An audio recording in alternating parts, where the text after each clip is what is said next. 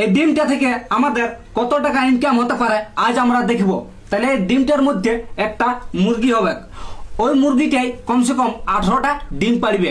ওই 18টা ডিমের মধ্যে 3টা ডিম ঘোলান যাবে। তাইলে আমাদের কাছে এখন বাঁচে আছে 15টা ভালো ডিম। ওই 15টা ডিমের মধ্যে 5টা মুরগা হবে, 10টা মুরগি হবে।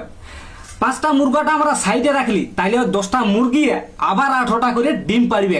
তাইলে আমাদের টোটাল ডিম হয়ে যাচ্ছে 180টা। ওই 180টা ডিমের মধ্যে 20টা ডিম ঘোলান যাবে। তাইলে আমাদের ভালো ডিম এখন বাঁচে রয়েছে 160টা।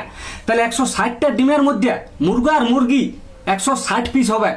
প্রত্যেকটা মুরগা আর মুরগি কিন্তু 2 কিলোগ্রাম করে হবে। তাইলে আমাদের টোটাল হয়ে যাচ্ছে 320 কিলোগ্রাম। ইন্টু বাজারে এখন 400 টাকা কিলোগ্রাম চলছে। তাইলে আমাদের টোটাল হয়ে যাচ্ছে 1,28,000 টাকা। আবার আমাদের বাঁচে ছিল 5টা মুরগা, ওইটাও কিন্তু আমাদের 2 কিলোগ্রাম করে হবে। তাইলে ওইটার মধ্যে হয়ে যাচ্ছে আমাদের 10 কিলোগ্রাম। তাইলে আমাদের মোট টোটাল ওইটার মধ্যে হয়ে যাচ্ছে 4,000 টাকা। তাইলে আমাদের মোট টোটাল ইনকাম হয়ে যাচ্ছে 1,32,000 টাকা।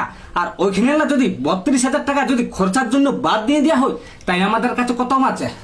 1 লাখ টাকা। একটা ডিম থেকে 1 লাখ টাকা ইনকাম আছে।